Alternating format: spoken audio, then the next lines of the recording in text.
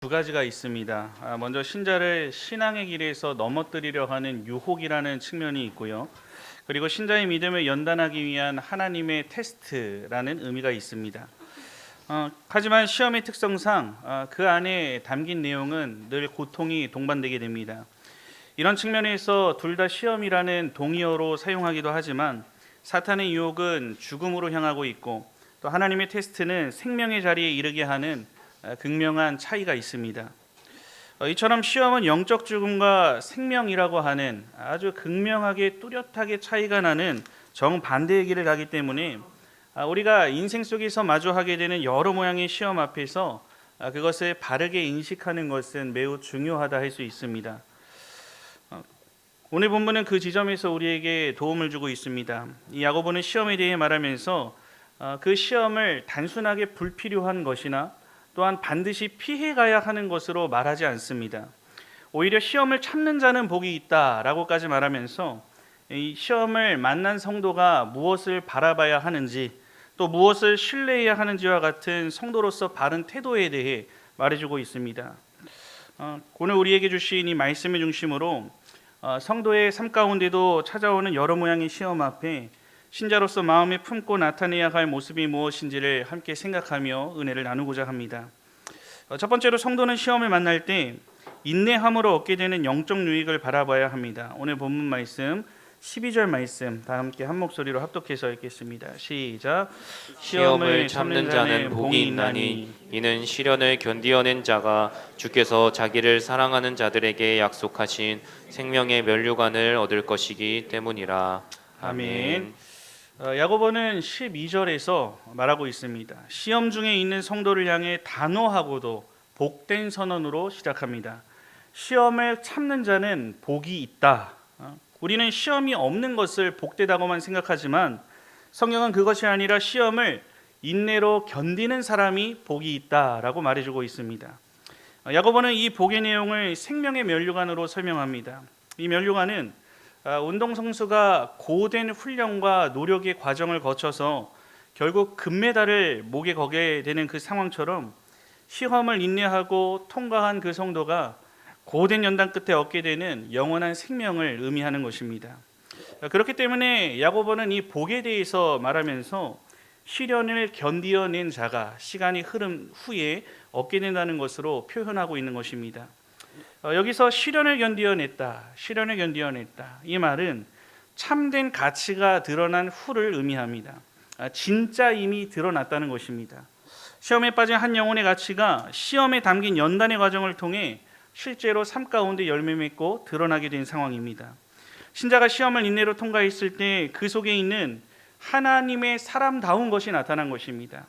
또 시험을 인내함으로 통과했을 때 그 사람 속에 하나님이 심어놓으신 그 믿음이 발현된 상태를 말하는 것입니다. 그 사람 속에 그러한 믿음이 만개하고 꽃이 피게 된 상태를 시련을 견디어냈다라고 하는 이 말씀으로 기록하고 있습니다. 그 후에는 어제와 다른 오늘의 나를 발견하게 됩니다. 용서할 수 없었던 사람이었는데 내 성향은 그러한데 다른 사람을 용서하게 됩니다. 또 자기밖에 몰랐던 사람이 긍휼이 넘치고 그 긍휼을 주변 사람에게 베푸는 사람이 되어집니다. 급하고 사나운 성질이 죽어갑니다. 또 거짓을 말하던 사람이 양심의 가책을 받기 시작합니다. 또 자기의 철저한 기준에 따라 말하고 판단하고 정죄했던 사람이 사람들 앞에서 겸손해집니다. 이 세상에서의 삶이 전부였는데 이제는 예수님께서 말씀하시는 의로운 삶에 대해 관심을 갖고 그 삶을 살아가기를 원합니다. 이 모든 것들이 시련을 견디고 통과한 한 영혼에게 담긴 은혜의 성품들이 하나씩 드러나 꽃이 피고 열매로 맺어지게 된 은혜의 결과들이라 할 수 있습니다. 그래서 시련을 참고 견디어낸 자는 복되다라고 야고보는 말하고 있는 것입니다. 여기서 우리는 한 가지 사실을 더 알 수가 있는데요. 성도가 누리게 되는 이 생명의 면류관이라고 하는 것은 시련의 연속을 끝까지 견디고 이겨낸 자가 누리는 종말론적인 은혜의 선물, 즉 마지막 때에 우리가 누리게 되는 선물인가 동시에 한 영혼이 이 땅에서 변화되는 현재적 은혜 또한 있다는 사실을 발견할 수 있습니다. 물론 이러한 은혜들은 다 누릴 수 있는 것이 아닙니다. 오늘 12절 하반절 말씀을 보시면은 주께서 자기를 사랑하는 자들에게 특별히 약속된 은혜의 면류관임을 잘 드러내 설명하고 있습니다. 여기서 주님을 사랑하는 자들은 하나님과의 언약 관계에 있어서 하나님의 특별한 사랑을 받는 성도들을 의미합니다. 그 사랑을 받는 성도는 자연스럽게 하나님을 향한 마음이 열리고 하나님을 사랑하게 됩니다. 그렇기 때문에 심자가 감당하는 시련 속의 인내는 혼자만 겪어야 하는 외로운 인내의 싸움이 아니라 하나님과 언약적인 사랑 안에서, 그 관계 안에서 그분의 아낌없는 사랑을 받아가며 그 사랑으로 인내하고 함께 견뎌나가는 시간이 된다는 것입니다. 하나님께서 당신의 자녀를 사랑하는 그 사랑 안에서 어떠한 시련도 이겨내며 성장하게 되는 것이고, 그 사랑의 완성은 영원한 생명의 면류관을 얻게 되는 자리까지 유효하다라는 것을 야고보는 드러내주고 있습니다. 성도 여러분, 나비가 번데기로 있지 않습니까? 그 번데기로 있을 때, 어렸을 때 관찰해 보신 분들이 있습니까? 아주 번데기 속에서 세상 밖으로 나오기까지 극심한 몸부림을 칩니다. 껍데기를 밀어내는 그 과정을 관찰하는 영상이라도 본다면 누구라도 도와주고 싶을 정도로 아주 극렬한 몸부림을 치게 되는 것입니다. 실제 한 실험에서 번데기의 껍질을 인위적으로 갈라서 그 나비가 쉽게 나올 수 있도록 도와주었더니 어떤 일이 일어난 줄 아십니까? 나비는 나오긴 나왔지만, 쉽게 나왔지만 날개를 제대로 펼 수가 없었습니다. 그 번데기 안에서 깨져 나오려고 하는 고통스러운 몸부림 속에서 날개에 피를 밀어넣는 과정이 있기 때문입니다. 번데기에서 나오는 고통스러운 몸부림이 없다면 날개는 생기지만 날 수 있는 힘이 전혀 생기지 않게 되는 것입니다. 신자가 믿음 안에 살아가려 할 때 하나님께서 주시는 여러 모양의 테스트가 있습니다. 그리고 그 테스트는 고통스러운 과정을 통과해야 할 수도 있습니다.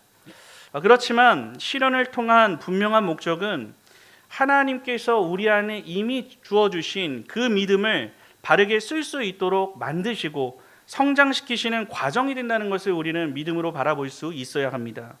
그렇기 때문에 우리가 붙들어야 할 것은, 내게 어떠한 시험의 내용이 찾아왔다면 이 상황을 통해 하나님께서 무엇을 이루려고 하시는 것일까라는 기대를 가지고 시험 너머에 있는 하나님의 은혜의 내용들을 믿음으로 바라보며 그 시간을 통과할 수 있어야 하는 것입니다. 하지만 그것은 결코 쉬운 일이 아닙니다. 하지만 그럼에도 불구하고 야고보는 분명히 말했습니다. 시험이 없게 해주세요도 아니고 시험이 찾아온다는 것을 전제로 하고 그것을 통과하며 얻게 되는 영적 유익이 있다는 것을 바라보도록 우리를 이끌어주고 있습니다.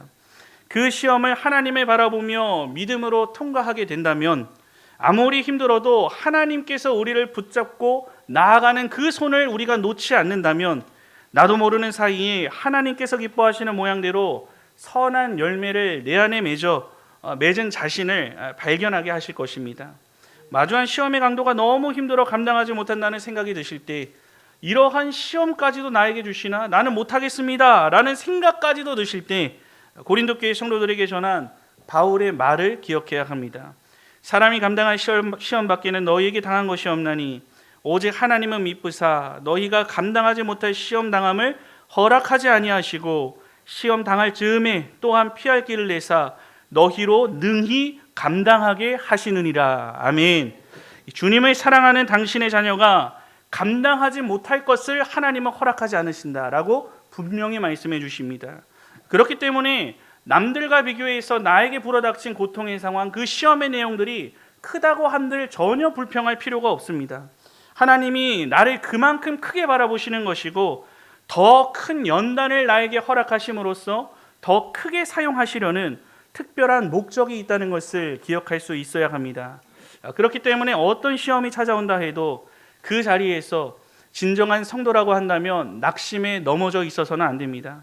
우리에게 인내를 요구하시는 하나님의 말씀에 순종하며 시험이 끝나는 자리에 생명의 면류관을 씌워주실 하나님의 은혜를 바라보며 일어설 수 있어야 하는 것입니다. 오늘 우리가 마주하는 모든 시련의 자리에서 내게 주어질 영적 유익을 믿음의 눈으로 바라보시면서 하나님이 빚으시는 연단의 은혜를 여러분들의 삶 가운데 깊게 체득하게 되는 우리 남북양의 모든 성도들이 되시기를 우리 주님의 이름으로 간절히 축원합니다. 둘째로 성도는 시험을 만날 때 시험하지 않으시는 하나님을 신뢰해야 합니다. 오늘 본문 13절 말씀 다 함께 합독해서 읽겠습니다. 시작. 사람이 시험을 받을 때 내가 하나님께 시험을 받는다 하지 말지니 하나님은 악에게 시험을 받지도 아니하시고 친히 아무도 시험하지 아니하시느니라. 아멘. 지금 야고보는 이 본문에서 신학적인 명확한 선 하나를 긋고 있습니다. 사람이 시험을 받을 때 내가 하나님께 시험을 받는다 하지 말아라 라고 하는 선포입니다. 서두에 말씀드린 대로 하나님께서는 사람을 악으로 넘어뜨리기 위해 인간을 시험하지 않으십니다. 죄로 이끄는 유혹의 주체는 사탄과 그리고 죄악으로 물들고 죄의 본성을 가지고 있는 인간의 욕심 안에서 생긴다고 이어지는 구절에서도 발견할 수 있습니다. 그렇다면 우리는 이 말씀 앞에 질문이 생기게 되죠. 예수님께서 광야에서 사탄의 시험을 받으신 장면이 있는데 이것은 어떤 의미로 해석해야겠습니까? 이 사건의 의미는 시험을 받았다는 그 자체의 강조점이 있지 않습니다. 죄 없으신 하나님의 아들이 신성과 또 인성을 가지고 이 땅에 내려오셨죠. 그리고 새 아담으로서 시험을 이기신 구속사적 사건에 강조점이 있습니다. 그러면 예수님께서 시험받지 않으시는구나 라고 하는 것은 알겠는데 그 아브라함과 욥을 예수님께서 하나님께서는 시험하지 않으셨느냐라고 하는 질문이 또다시 생길 수 있습니다. 그렇지만 두 경우 모두 두 사람을 넘어뜨리기 위한 시험의 목적이 있지 않았습니다.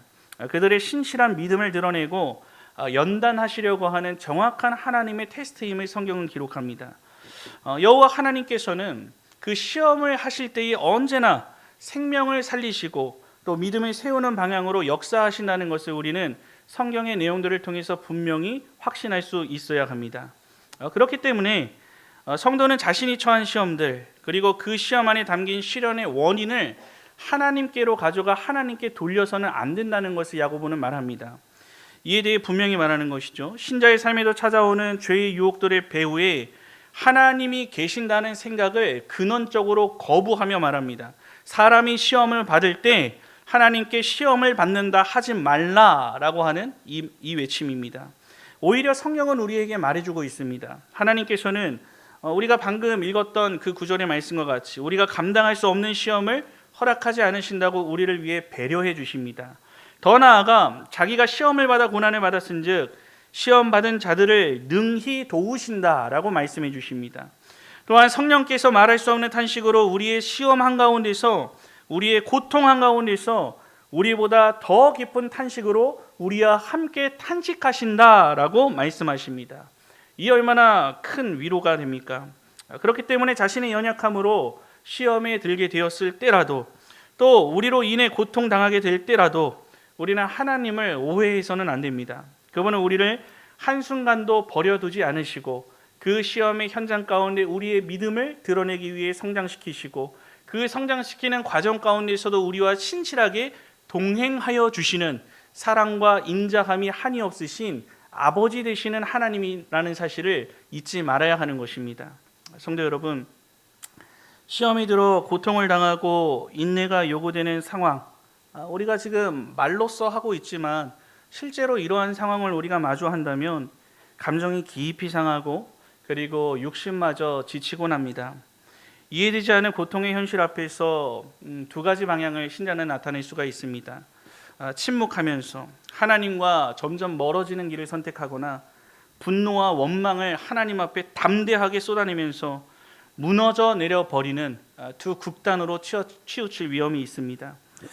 이처럼 시험에 빠져 있을 때 여러분이 어떤 편을 선택하고 나아가든 고통의 한복판에 있을 때 우리가 반드시 기억해야 할 것이 있습니다. 그것이 무엇입니까? 하나님은 결코 여러분을 한순간도 버려두지 않는다는 사실입니다. 오늘 여러분이 시험의 고통 한가운데서 시편 22편 기자의 고백과 같이 내 하나님이여 내 하나님이여 어찌 나를 버리셨나이까 라고 부르짖고 싶을 때가 있을 것입니다. 예수님도 십자가상에서 동일하게 이 외침을 하지 않으셨습니까? 엘리 엘리 라마 사박다니 라고 외치셨습니다. 나의 하나님 어찌하여 나를 버리셨나이까. 십자가 고통의 최절정에 이르렀을 때 예수님께서 하나님을 향해 외치셨던 울부짖음의 말씀이었습니다. 우리는 시험을 마주하고 고통을 당하게 될 때 우리와 똑같은 모습으로 하나님을 향해 부르짖었던 십자가의 그 예수님을 바라볼 수 있어야 합니다. 거기에 우리가 고통의 원인으로 오해하는 그분께서 내가 힘들 때 아무 도움도 주지 않는 것 같은 바로 그분이 우리가 당하는 고통 한가운데서 나와 함께 매달려 계신다는 것을 믿음으로 바라볼 수 있어야 하는 것입니다.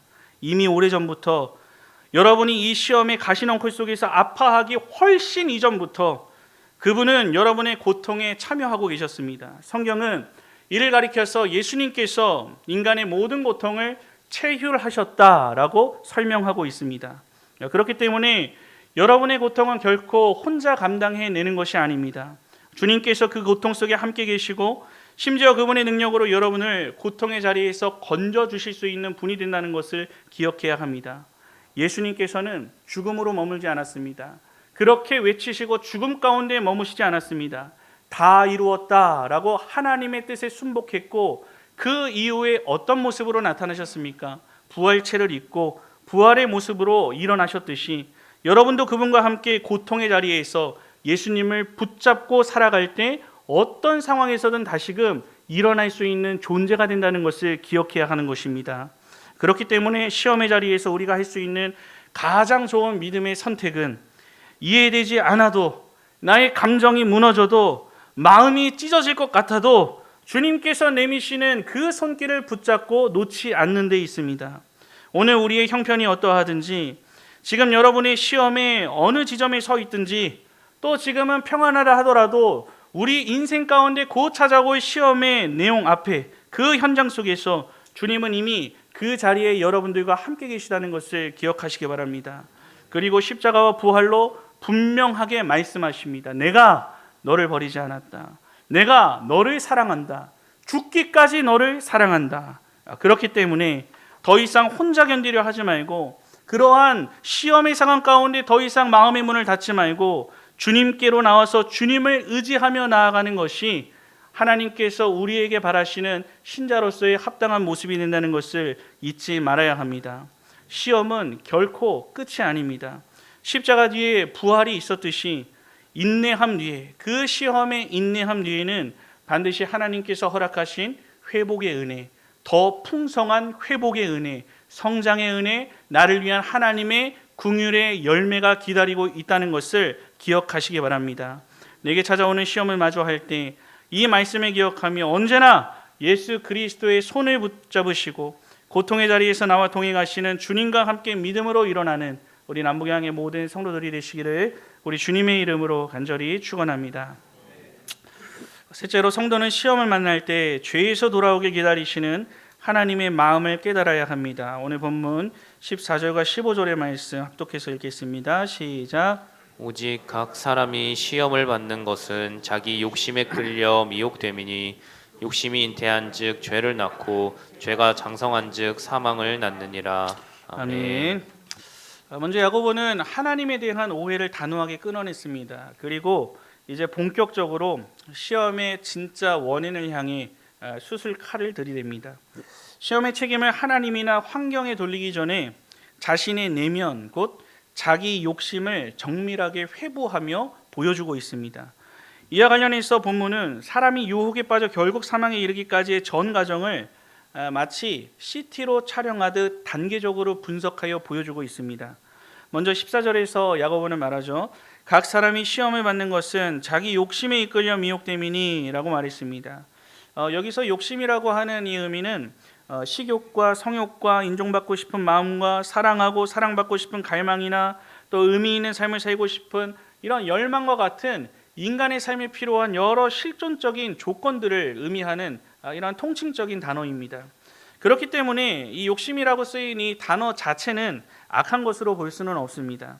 인간이 인간으로 살아가기 위해 하나님께로부터 우리가 받은 것들입니다.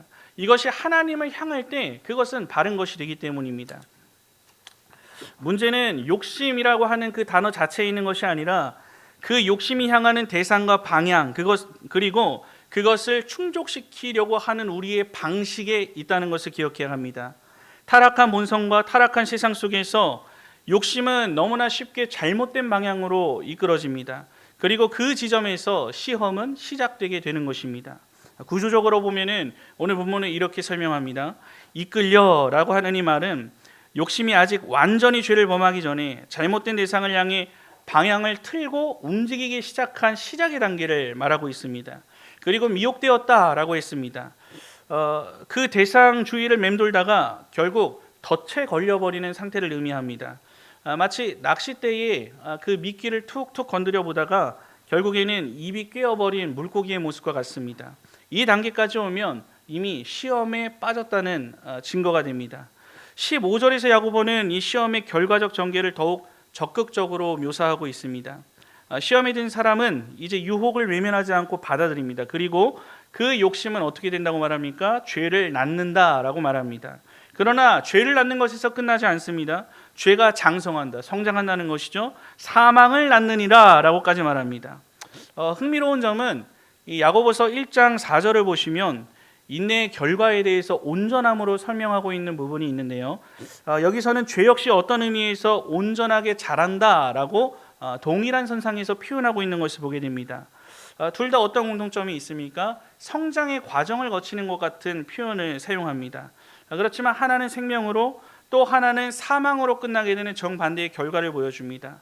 죄와 사망은 이처럼 의와 생명의 과정을 흉내내고 있다는 것을 보여주고 있는 것입니다. 죄를 따라가면 그 길의 끝은 언제나 무엇으로 멸망한다고 말합니까? 이 구조적인 분석과 같이 사망으로 끝난다고 말합니다. 그 과정이 느릴 수는 있지만 우리의 삶의 방향, 우리의 욕심이 흘러가는 방향을 바꾸지 않는 이상은 결국 그 결말은 바뀔 수가 없게 됩니다. 죄의 삭슨 사망이라는 성경의 원리는 여기서도 변하지 않는 것입니다. 그러나 동시에 이 본문에 우리는 감추어진 하나님의 은혜 하나를 발견할 수 있어야 합니다. 야고보가 사망에 이르는 과정을 이렇게 여러 단계에 걸쳐서 아주 세밀하게 묘사한 이유가 있다는 것입니다. 유혹의 시장에서 사망에 이르기까지의 이 모든 단계를 상당한 시간과 여러 단계가 존재하는 것으로 표현했습니다. 이것은 유혹의 위험성을 보여주는 것임과 동시에 하나님의 오래 참으심과 인간에게 오래 참으심 가운데 주어진 기회의 현장이 된다는 것을 드러내주고 있는 것입니다. 시험에 들었어도 즉시 사망이다 라고 끝내버리시는 것이 아니라 돌아설 수 있는 기회들이 반복해서 신자들에게 주어진다는 것을 보여주고 있습니다. 그렇기 때문에 이 본문은 단순한 경고의 메시지가 아니라 돌이킬 수 있도록 회개를 촉구하는 하나님의 마음이 담겨있는 메시지로 볼 수 있어야 합니다. 시험의 시작 단계에서 덫에 걸리기 전 단계에서 죄를 낳기 전 단계에서 그리고 심지어 죄가 장성하여 자라고 있는 이 전 단계에서도 하나님은 여전히 우리를 기다리시고 우리가 하나님의 길로 돌아오기를 원하신다는 것을 그 하나님의 감추어져 있는 마음을 오늘 야고보가 기록한 이 말씀을 통하여서 우리 또한 깨달을 수 있어야 하는 것입니다. 이 인내, 하나님의 이 인내하심, 이 오래 참으심을 우리가 우습게 여기면 가볍게 여기면 우리의 길은 끝내 사망으로 이르게 되지만 하나님의 경외하는 성도에게 이 시간은 분명 은혜의 시간이 될 수가 있습니다. 그렇기 때문에 야고보는 분명히 말합니다. 시험의 방향을 깨달았을 때 속히 돌아서라는 것입니다. 그 길의 끝은 사망이기 때문이라는 것입니다. 그러나 돌아서는 자에게는 여전히 생명의 길이 너에게 열려 있다라고 하는 것을 야고보는 이 메시지를 통해 우리에게 알려주고 있습니다. 내비게이션을 켜고 운전을 할 때 전방에서 좌회전 하세요라고 하는 그 음성이 있었음에도 불구하고 운전자들은 그것을 무시하고 내 판단에 따라 더 빠를 것 같은 직진 차로를 이용하는 경우가 있습니다. 그리고 한번 이런 상황을 가정해 보시기 바랍니다. 계속해서 안내 메시지는 빠지는 길을 안내하지만 끝까지 자신의 고집을 굽히지 않고 내비하고 싸우면서 직진을 해나갑니다. 그런데 얼마 지나지 않아 길은 좁아지고 결국 낭떠러지를 마주하게 됩니다. 더 이상 가면 낭떠러지 떨어지게 되는 거겠죠. 고집할 수 없는 길입니다. 그때 내비의 음성이 다시금 들립니다. 경로를 재탐색합니다. 자신 내비에 집중해서 시선을 돌려보니 돌아가는 길이 선명하게 표시되어 있습니다. 성도 여러분, 하나님께서 우리 인생을 다루시는 방식도 이와 비슷합니다. 시험에 들었다고 해서 잘못된 길로 내딛고 있다고 해서 하나님은 곧바로 우리를 포기하지 않으십니다. 내 욕심에 빠져서 하나님의 말씀을 듣지 않더라도 끊임없이 경로를 재탐색해서 우리가 돌아가야 할 길을 알려주시고 또한 방향을 다시 잡도록 도우시고 기다려주시는 분이 되십니다. 그렇다면 우리는 시험의 방향을 분별할 수 있는 영적 민감함을 하나님 앞에 구하는 것이 첫 번째가 되어야 합니다. 우리 인생의 많은 실패는 시험 그 자체 때문이 아니라 하나님의 기다리심의 이 은혜를 깨닫지 못한 채 성령의 경고를 무시하고 끝까지 자신의 판단과 자신의 기분을 따라 살아가는 데 있다는 것을 기억해야 하는 것입니다. 그렇지만 하나님은 우리가 그 길을 끝까지 가도록 내버려 두지 않으십니다. 하나님의 말씀으로 계속해서 말씀하십니다. 그 사람에게 담아주신 신자로서의 바른 양심을 통하여서 깨닫게 하십니다. 또한 설교를 통하여서 내가 가는 길을 돌이킬 수 있도록 이끌어 주십니다. 또한 공동체 안에서 여러분들이 성도들과 나누는 그 내용을 통하여서 하나님의 음성을 듣게 하십니다. 이를 통해 끊임없이 이 길이 아니다 라고 말씀하시면서 다시 하나님께서 원하시는 길로 돌아올 수 있도록 우리에게 보여주시는 분이 사랑과 긍휼이 풍성한 우리의 아버지 되시는 하나님이신 것입니다. 그러므로 시험의 자리에서 가장 믿음이 있는 선택은 내 욕심에 이끌려서 뚜벅뚜벅 가보는 것이 아니라 그 자리에서 일단 멈추는 것입니다. 내 판단을 내려놓고 내가 말씀 앞에서 하나님 앞에 정당하게 서보는 것이고 내 욕심과 내 마음이 이끄는 방향에서 하나님이 원하시는 것은 무엇인지 돌아보고 하나님 앞에 회개하고 하나님의 마음을 내 안에 담아 하나님께서 기뻐하시는 길로 돌이키는 것이 되어야 한다는 것을 잊지 말아야 합니다. 하나님께서는 오늘도 그렇게 돌아오는 자를 결단코 정죄하지 않으시고 품에 안아주사 새 길로 인도하시는 우리의 하늘 아버지가 되어 주십니다.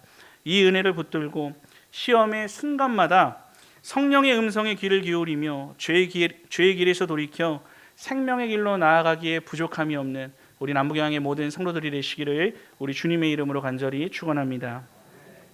사랑하는 남북영의 성도 여러분, 한 도공이 그릇을 만들 때에 가장 많은 시간을 투자하는 그 순간이 흙이 가장 단단해지는 가마의 시간이라고 합니다. 불을 약하게 하면 그릇은 쉽게 부서져 버립니다. 불을 지나치게 세게 하면 금방 금이 가버립니다. 그렇기 때문에 도공은 흙의 상태를 봐가면서 견딜 수 있을 만큼의 불 속에 그릇을 넣고 끝까지 인내하며 기다리는 작업이 동반됩니다. 그 가마 속에 있는 동안 그릇은 아무것도 볼 수 없고 아무 말도 할 수 없으며 그저 그 뜨겁게 타오르는 불길의 시간을 견뎌내야만 합니다. 그러나 그 시간을 통과한 그릇만이 비로소 쓰임 있는, 가치 있는 그릇이 되어지는 것입니다. 시험의 시간은 마치 그 가마와 같습니다. 그 안에 있을 때 우리는 왜 이런 시간을 지나야 하는지 알 수 없고 또한 하나님이 멀게 느껴질 때도 있습니다. 그러나 하나님은 그 시간을 통해 우리를 부수려고 하시는 분이 아니시라 빚어가시는 분이 되신다는 것을 기억해야 합니다. 인내의 시간을 헛되이 두지 않으시고 믿음을 단련하시며 우리가 생명의 길로 나아갈 수 있도록 끝내 우리를 통하여서 면류관을 얻게 하시는 길로 나아갈 수 있도록 우리를 이끌어 주시는 하나님이 되십니다. 오늘 야고보는 분명히 말합니다. 시험을 피하라고 말하지 않았습니다. 시험 가운데서 인내로 영적인 유익을 바라보고 시험하지 않으시는 하나님을 끝까지 신뢰하며 마음의 방향을 살피고 죄에서 하나님께로 속히 돌아서라고 권면하고 있습니다. 그 길의 끝에 무엇이 있습니까? 사망이 아니라 생명이 있다고 말합니다. 버림이 아니라 회복이 있다고 말합니다. 절망이 아니라 생명의 면류관이 있다고 오늘 말씀을 통해 분명히 드러내고 계십니다. 지금 여러분이 지나고 있는 시험의 가마가 너무 뜨겁게 느껴질지라도 또 여러분들이 삶을 살면서 마주하게 되는 그 가마 속의 인생이 너무나도 힘들고 고통스럽다 할지라도 그 자리에 함께 계신 하나님을 기억하시기 바랍니다. 그분은 여러분을 놓지 않으시고 여러분을 끝까지 빚어가실 것이며 마침내 쓰임 있는 그릇으로 연단시키시고 여러분들을 크게 사용하시는 하나님이 되어주십니다. 이 믿음을 붙들고 어떠한 시험이 내게 찾아온다 할지라도 끝까지 인내하면서 하나님을 신뢰하는 믿음 가운데에 담대하게 하나님의 사람으로서의 삶을 온전히 살아가는 우리 남북영의 모든 성도들이 되시기를 우리 주님의 이름으로 간절히 축원합니다.